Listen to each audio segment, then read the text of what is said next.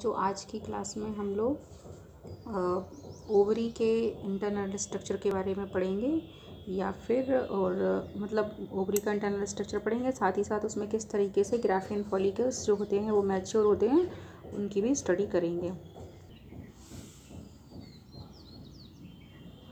Internal structure of ovary. जो ovary होती है, ओवरी जो है उसके सबसे पहले हम ये जान लेते हैं कि ओवरी का लेंथ कितनी होती है। तो ये 2 सेंटीमीटर, ठीक है, और 2 सेंटीमीटर लंबी, 2 सेंटीमीटर मुझे 1 सेंटीमीटर चौड़ी होती है, या लास्ट क्लास में आपको बता चुके हैं। अब जो ओवरी होती है उसके 3 भाग होते हैं, मतलब 3 मेम्ब्रेन से ये घिरी हुई होती है। इस तरीके से मान लीजिए ये ओवरी है, तो इसका एक लेयर ये हो गई, एक लेयर ये बना दी और एक लेयर ये बना दी। तो ओवरी में कितनी लेयर्स होती हैं? 3 लेयर्स पाई जाती हैं, जिसमें सबसे इंटरनल को बोलते हैं हम ट्यूनिका एल्व्यूजिनिया, सबसे इंटरनल होता है। जो बीच का होता है उसको बोलते हैं हम जर्मिनल एपिथीलियम,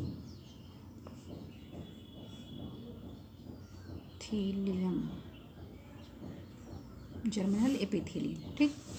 और जो सबसे बाहर का होता है उसको बोलते हैं हम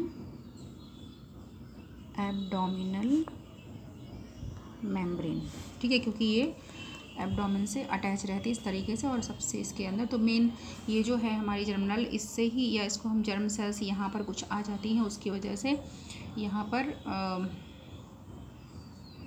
फॉर्मेशन होता है एग सेल्स का, ठीक है, या एग का फॉर्मेशन होता है। तो इसको हम देखते हैं किस तरीके से। तो सबसे पहले तो हम ये बात जान लें कि जो हम एग का फॉर्मेशन देख रहे हैं, तो हमने आपको पिछली वीडियो में बताया था कि जो प्यूबर्टी होती है वो जो बॉयज़ या मेल्स होते हैं उनमें कब आता है? 13 to 14 ईयर्स में, ठीक है। और जो फीमेल्स होती हैं उनमें भी 12 से 13 ईयर्स में आता है प्यूबर्टी, ठीक है। साथ ही साथ यहाँ पर जब प्यूबर्टी आती है मेल्स में, तो ये मेल गैमीट का प्रोडक्शन करने लगते हैं। कब? जब वो 13 ईयर्स में आते हैं, मतलब जब उनके अंदर LH और LH हार्मोन और स्टिमुलेटिंग फॉलिकल स्टिमुलेटिंग हार्मोन या FSH हार्मोन रिलीज़ होने लगता है, तब वो मेल गैमीट या स्पर्म का प्रोडक्शन करते हैं। जबकि जो फीमेल्स होती हैं वो ओवा का प्रोडक्शन जो होता है, या उनकी जो ग्राफियन फॉलिकल है या जो ओवा होगा, मतलब उसकी जो प्राइमरी कंडीशन होगी, वो एम्ब्रियोनल स्टेज में ही स्टार्ट कर देती हैं, ठीक है। एम्ब्रियोनल स्टेज में मतलब कि जब वो फीटस होती हैं, फीटल कंडीशन में, जब वो पैदा नहीं होती हैं, गर्ल्स जब पैदा ही नहीं होती हैं, जब एम्ब्रियोनल स्टेज में होती हैं वो, या फीटस कंडीशन में होती हैं, तभी उनके अंदर जो है ओवा बनने की तैयारी स्टार्ट हो जाती है। तो यहाँ पर हम आपको दिखाएंगे कि किस तरीके से एम्ब्रियोनल स्टेज में, मतलब कि जो एक गर्ल है जब वो 12-13 साल की हो गई है, लेकिन उसके पहले वो जब पैदा हुई होगी, वो पैदा होने से पहले वो कहाँ थी? अपनी मदर के बॉम्बे में थी। तो वहाँ पर जब वो एम्ब्रियोनल स्टेज में थी, तो तब उसमें क्या क्या स्टेजेस या क्या क्या चेंजेस आए होंगे। तो यहाँ पर देखें कि मान लीजिए कि ये भ्रूण का अंडाशय है, मतलब जो एम्ब्रियो है या फीटल ओवरी है ये, ठीक है। तो फीटल ओवरी, अब जो भी ओवरी, चाहे फीटल ओवरी हो और चाहे बड़ों की ओवरी हो, उसमें 2 पार्ट्स होते हैं। कितने पार्ट होते हैं उसके? 2 पार्ट होते हैं, इस तरीके से। तो मतलब ये जो पूरा पार्ट है, ये पूरा, इसको हम कहते हैं स्ट्रोमा। लेयर तो 3 हो गई हैं, इसको बोलते हैं हम स्ट्रोमा। और ये वाला जो भाग है, ये वाला, अब इस स्ट्रोमा के दो भाग हो जाते हैं, एक ये और एक ये, मतलब इसको और इसको, इस पूरे को मिलाकर कहेंगे स्ट्रोमा। लेकिन फिर इस स्ट्रोमा के दो भाग हो जाते हैं। जैसे अपन लोगों ने प्रोटोप्लाज्म के बारे में पढ़ा है ना, प्रोटोप्लाज्म के बारे में स्टडी की थी, तो प्रोटोप्लाज्म के 2 टाइप्स हो जाते हैं ना सेल के अंदर। अगर न्यूक्लियस के अंदर होता है तो उसे न्यूक्लियोप्लाज्म बोलते हैं, और न्यूक्लियस के बाहर होता है तो उसे हम साइटोप्लाज्म कहते हैं। ठीक है, इस तरीके से स्ट्रोमा ये यहाँ पूरे में है, लेकिन जो ये वाला भाग होता है तो इसको हम, मतलब इस वाले पार्ट को हम कह देते हैं कॉर्टिकल भाग या कॉर्टेक्स, कॉर्टिकल पार्ट, और इसको बोलते हैं मेड्यूला या मेडुलरी भाग। तो जो मेडुलरी भाग होता है उसमें केवल क्या पाई जाती हैं, आर्टरीज, वेन्स और कुछ टिश्यूज़ पाए जाते हैं। ठीक है, इस तरीके से। और बाकी की जो ग्राफियन फॉलिकल्स या ओवा के बनने की जो स्टेजेस हैं वो यहाँ जो कॉर्टिकल भाग है वहाँ स्टेज स्टार्ट होती हैं। तो क्या होता है कि जब जो ये एपिथेलियल या जर्मिनल जो सेल्स होती हैं, यहाँ जो कॉर्टेक्स की जो कुछ सेल्स होती हैं, तो वो क्या करती हैं, वो उनको हम स्पेशल टाइप की जो सेल होती हैं उनको हम ओगोनियम कहते हैं, ओगोनियम। ठीक है, तो ओगोनियम जो है वो क्या करती हैं कि माइटोसिस डिवीज़न करती हैं। कब? एम्ब्रियोनल स्टेज में करती हैं। ठीक है, जब बच्ची पैदा भी नहीं हुई है तब की बात हो रही है ये। तो यहाँ पर ये माइटोसिस डिवीज़न करेंगे। तो ये मान लीजिए एक है, ये एक बना देती हूँ। तो माइटोसिस डिवीज़न से ये बहुत सारी बन जाएंगी। बहुत सारी बनने के बाद इसमें क्या होगा, मियोसिस डिवीज़न होगा। तो मियोसिस डिवीज़न के 2 पार्ट होते हैं। तो फर्स्ट होगा, और फर्स्ट डिवीज़न जो मियोसिस फर्स्ट है तो इसकी भी 4 स्टेजेस होंगी ना, प्रोफेज, मेटाफेज, एनाफेज, टीलोफेज। तो जो प्रोफेज फर्स्ट होगी ना वहीं पर ये स्टॉप हो जाती है। और जब ये मियोसिस फर्स्ट होता है और जब स्टॉप हो जाता है मियोसिस फर्स्ट उसमें, तो यहाँ पर जो स्ट्रक्चर बनता है उसको बोलते हैं हम प्राइमरी फॉलिकल। और जो इसके अंदर सेल होती है उसको हम बोलते हैं प्राइमरी oocyte। ठीक है, तो ये सारी स्टेज, बस इसके बाद यहाँ पर कुछ नहीं होता है, ये स्टॉप हो जाता है। फिर उसके बाद बच्चे का या जो बेटी गर्ल है, फीटल जो कौन सा है, फीमेल फीटल है, उसका बर्थ होता है, जन्म होता है, और जन्म के बाद फिर आगे की प्रोसेस होती है। तो इस तरीके से ये जो प्रोसेस है पूरी हम आपको यहाँ पे दिखा रहे हैं। यहाँ देखेंगे,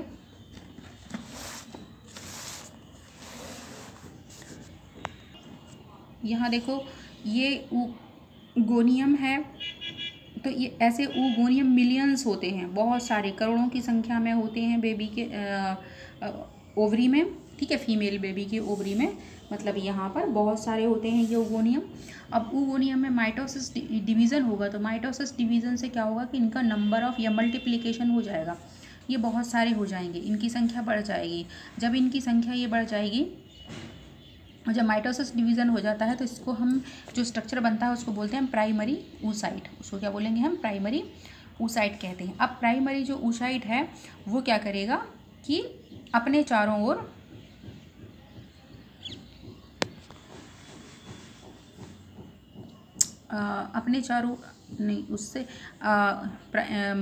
जो प्राइमरी फॉलिकल है वो अपने चारों ओर सेल जमा करने से पहले मियोसिस डिवीज़न करेगा। तो मियोसिस डिवीज़न करने से क्या होगा कि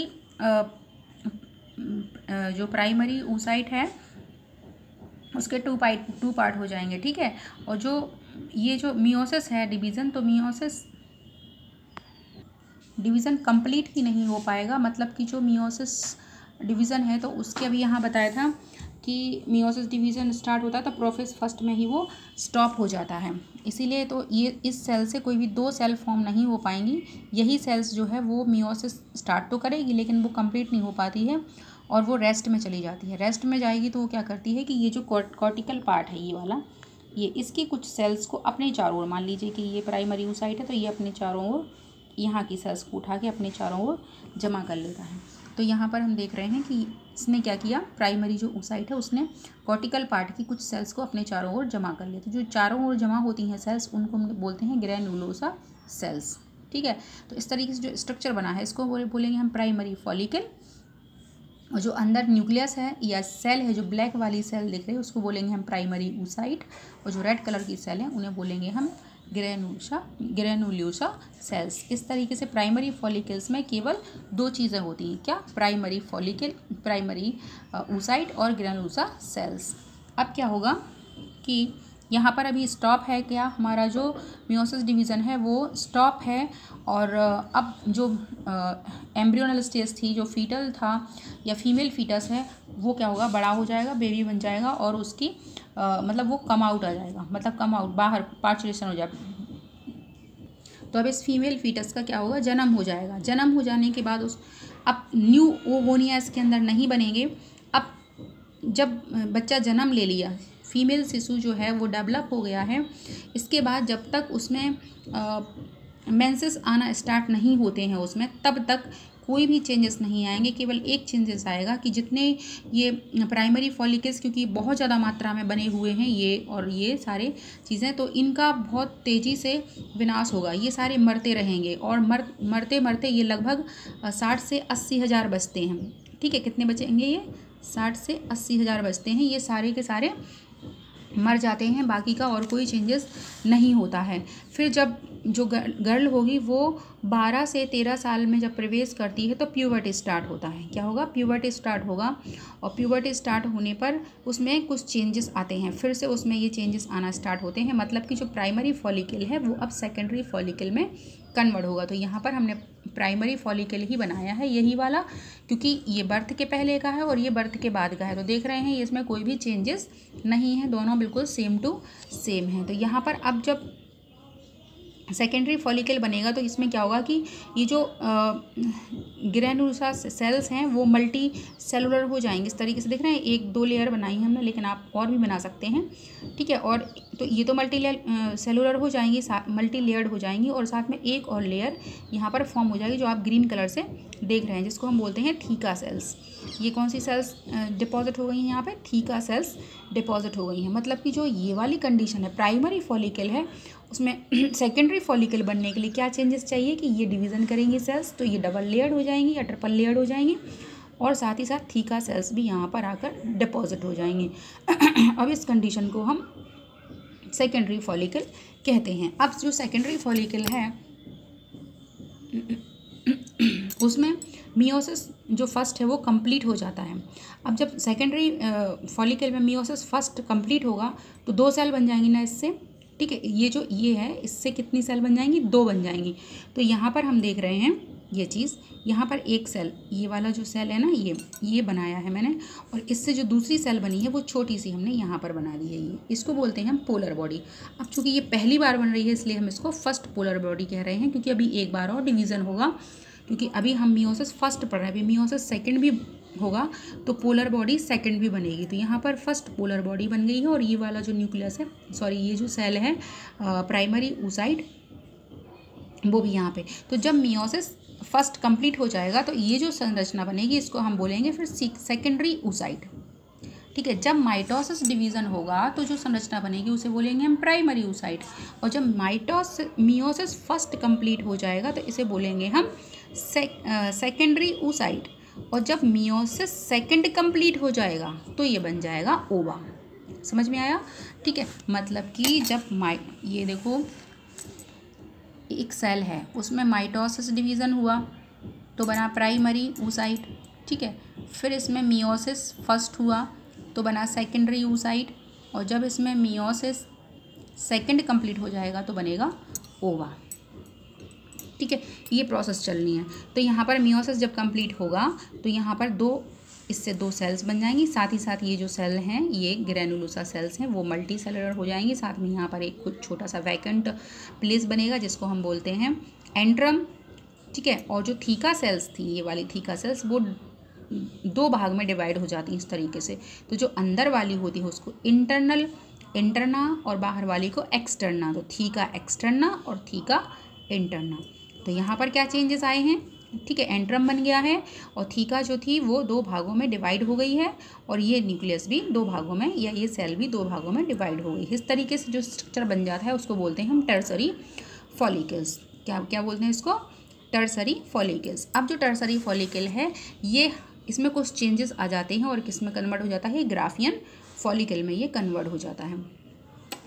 तो अब यहाँ पर क्या होगा कि जो टर्सरी फॉलिकल बना है उसमें मियोसिस सेकंड स्टार्ट हो जाएगा, इसमें मियोसिस सेकंड स्टार्ट होगा, लेकिन वो कंप्लीट नहीं होगा, वो मेटाफेज सेकंड में ही क्या होगा, स्टॉप हो जाएगा, मेटाफेज सेकंड में ही स्टॉप हो जाएगा। तो यहाँ पर क्या होगा कि यहाँ पोलर बॉडी नहीं बनाई है, फर्स्ट पोलर बॉडी है, ये डिजेनरेट हो जाती है ये वाली, तो इसका कोई इशू नहीं है, ये नहीं भी होगा तो कुछ चलेगा क्योंकि वो बाद में नष्ट हो जाती है। तो ये टर्सरी फॉलिकल है, तो टर्सरी फॉलिकल में आप देखो क्या चेंजेस देख रहे हैं, इसमें क्या चेंजेस हुए हैं। इसमें देखो ये जो एंट्रम है ये काफ़ी बड़ा हो गया है, और ये जो सेल्स है ये वाली सेल्स ये दो भागों में डिवाइड हो गई हैं। देखो एक ये है और एक ये है, 2 पार्ट्स में डिवाइड हो गई ना ये वाली सेल्स, ठीक है। तो जो ये वाली सेल्स ग्रैनुलोसा सेल्स हैं ये 2 भाग में डिवाइड हो जाती हैं। तो जो यहाँ पर होती हैं, पास में होती हैं, मतलब सेकेंडरी oocyte के पास होती हैं, उनको बोलते हैं हम कोरोना रेडिएटा, कहने लगते हैं उन लोगों को, ठीक है। और जो दूर होती हैं उनको हम ग्रैनुलोसा सेल्स भी कहते हैं। अब जो सेकेंडरी oocyte है ये सेकेंडरी oocyte है, इसके बाहर एक असेलुलर या नॉन सेलुलर एक लेयर का फॉर्मेशन होता है, एक लेयर बन जाती है जिसमें सेल्स नहीं होती हैं, ठीक है। तो उस सेल्स को हम बोलते हैं जोना, या उस लेयर को बोलते हैं हम जोना पेलुसिडा। तो जो टर्सरी फॉलिकल बना है उसमें क्या चेंजेस आए हैं, एंट्रम बड़ा हो गया है, और जो ये वाला पार्ट था ये 2 भागों में डिवाइड हो गया है, और साथ ही साथ जोना पेलुसिडा भी बन गया है, बाकी का और कोई चेंजेस नहीं हुए हैं, ठीक है। मोस्टली जो चेंज हुआ है वो क्या, ये चीज़ बन गई है, और ये जो भाग था वो 2 भागों में डिवाइड हो गया। इस तरीके से इस स्ट्रक्चर को हम ग्राफियन फॉलिकल कहते हैं। अब इस सिचुएशन में यहाँ से ये जो एग है ये इतना वाला भाग ये पूरा का पूरा ओवरी से बाहर निकल जाता है। मतलब कि यहाँ पर अब जो स्टेज है ये कहाँ हो रही है, जब कोई भी फीमेल बॉडी जब 13 ईयर्स की हो जाती है, तो इस समय क्या होगा कि ओवरी से, मान लीजिए ये ओवरी है और यहाँ पर ये, तो यहाँ पर इस तरीके से उभार आ जाता है, यहाँ पर फूल जाती है, जैसे पिंपल्स नहीं हो जाते इस तरीके से, और यहाँ ये फट जाएगी, और यहाँ से ये वाला जो पार्ट है इतना, ये ग्रीन रेड और ये इतना पूरा पार्ट ये बॉडी से बाहर निकल आता है, और ये कहाँ चला जाता है, फैलोपियन ट्यूब में चला जाता है। ये ओवरी है, यहाँ से ये रिलीज़ हो गया है, यहाँ से ये इसी में मैचुरेशन पढ़ रहे थे ना हम सारा, ग्राफियन फॉलिकल, यहाँ आएगी ग्राफियन फॉलिकल, और एग यहाँ पर आ जाएगा, कौन सा, सेकेंडरी oocyte है ये, और इस फिम्बरी के द्वारा इसको कैप्चर कर लिया जाएगा, ये अंदर जाएगा, और अंदर यहाँ पर यदि वो आता है, स्पर्म आ जाता है, तो इसमें जो मेटाफेज सेकंड स्टॉप हो गया था वो स्टार्ट हो जाएगा आफ्टर फर्टिलाइजेशन, ठीक है। यदि फर्टिलाइजेशन हो जाएगा तो ही मेटाफेज सेकंड के बाद स्टेज आगे बढ़ेगी, अन्यथा आगे नहीं बढ़ेगी, और जो सेकेंडरी oocyte है वो डिजेनरेट होकर बॉडी से कम आउट हो जाएगा। अभी हमने ये ओवरी के अंदर स्टेजेस देखी हैं, लेकिन एक आरेख बनाकर अगर आपको दिखाएं oogenesis का तो किस तरीके से होगा। मान लीजिए कि ये ओगोनिया है, ओगोनियम है ये, ठीक है। तो ओगोनियम में सबसे पहले हमने क्या बताया कि माइटोसिस होगा, तो माइटोसिस से क्या हो जाएगा, अब ये सेल्स कैसी है, मान लीजिए कि ये 2n है, मतलब इसमें 46 क्रोमोसोम्स हैं, तो इससे माइटोसिस से कितनी सेल बनेगी, 2, ये भी कितनी बनेगी, 2n मतलब 46 डबल क्रोमोसोम होंगे 2n, ठीक है। अब इस तरीके से इसमें और माइटोसिस होंगे, आपको पता है ढेर सारे माइटोसिस होंगे, तो इस तरीके से ये मल्टीप्लिकेशन फेज हो जाएगा, और ये सारी की सारी सेल्स कैसी बनेंगी, 2n 2n 2n। अब इसमें से कोई एक सेल्स, ठीक है, कोई एक सेल्स या सारी सेल्स, क्योंकि डिजेनरेट तो वैसे भी सारी होने वाली हैं, सारे के सारे तो ओव्यूल में कन्वर्ट होते नहीं हैं, या ओवा में, ओव्यूल नहीं, ओवा में कन्वर्ट नहीं होते हैं, तो इसमें से कोई एक सेल जो होगी वो थोड़ा सा साइटोप्लाज्म ज़्यादा कंटेन करके अपने साइज़ को बढ़ा लेती है। तो मान लीजिए इसने ये अपना साइज़ बढ़ा लिया, ठीक है, और ये इसका न्यूक्लियस है, तो इसको बोलेंगे हम प्राइमरी oocyte, ठीक है। अब प्राइमरी oocyte में क्या होगा, मियोसिस डिवीज़न होगा, मियोसिस कौन सा होगा, फर्स्ट, तो मियोसिस फर्स्ट से कितनी सेल बनेगी, 2 सेल बनेगी, एक बड़ी और एक छोटी, क्योंकि ये अनइक्वल डिवीज़न होता है, जो छोटी बनती है उसको बोलते हैं हम फर्स्ट पोलर बॉडी, और इसको बोलते हैं हम सेकेंडरी, इसका जो न्यूक्लियस है oocyte, ठीक है, अब इसमें ये तो नष्ट हो जाएगी, फिर इसमें क्या होगा, फिर से मियोसिस सेकंड होगा, इसमें मियोसिस सेकंड होगा। तो मियोसिस सेकंड से फिर से क्या होगा, एक बड़ी सेल बनेगी, ये भी अनइक्वल होगा, एक छोटी बनेगी, तो इसको हम बोलेंगे सेकंड। ये आफ्टर फर्टिलाइजेशन होगा, मतलब ये मेटाफेज में स्टॉप हो जाएगा, ये कंप्लीट तभी होगा जब फर्टिलाइजेशन हो जाएगा। सेकंड पोलर बॉडी, और ये जो यहाँ पे बना है ओवा, ये ओवा बन गया है, ठीक है। तो इस तरीके से ओवा, अब हमने वहाँ पर देखा था स्पर्म में 4 सेल्स बनती, तो चारों से स्पर्म बन जाते हैं, लेकिन यहाँ पर चारों में से एक ओवा बनता है, बाकी की क्योंकि यहाँ पर इससे देखो, इससे 4 बनी ना ये सेल, लेकिन चारों 2 ये बनी, लेकिन ये चारों ही ओवा नहीं बनाई, केवल एक ही ओवा में कन्वर्ट होती हैं, जबकि स्पर्म में एक सेल से 4 स्पर्म फॉर्म हो जाते हैं। और ओवा का भी फॉर्मेशन कब होगा, जब जो मियोसिस सेकंड पूरा कंप्लीट हो जाएगा आफ्टर फर्टिलाइजेशन, क्योंकि बोला आपको कि मेटाफेज सेकंड में ये स्टॉप हो जाता है।